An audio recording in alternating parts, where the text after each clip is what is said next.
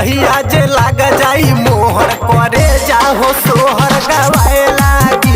जिला बेतिया के जहिया जे लाग जाई मोहर करे जाहो सोहर गवाए लागी।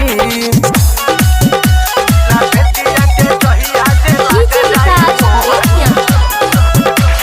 लाग जाई मोहर करे जाहो सोहर गवाए लागी।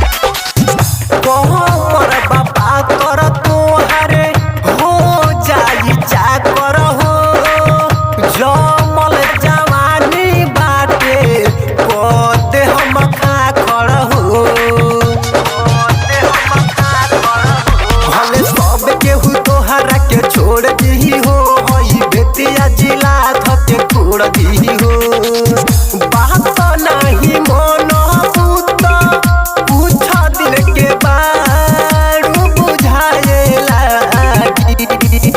जिला बेतिया के जहिया जे लाग जाई मोहर करे जाहो सोहर गवाए लागी। जिला बेतिया के जहिया जे लाग जाई मोहर करे जाहो सोहर गवाए लागी। जिला बेतिया के जहिया जे लाग जाई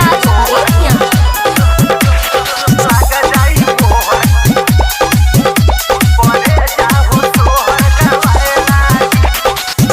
कहतानी हो त नइखे अब बारदास हो आवत निसट गोरी हमारा तू पास हो।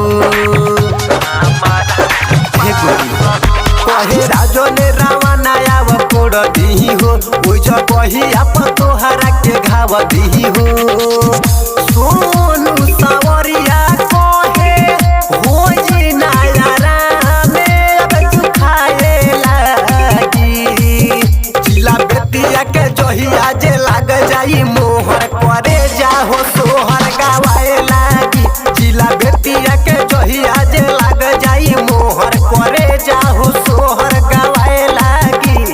का बुझल presented by Soria Music Betia।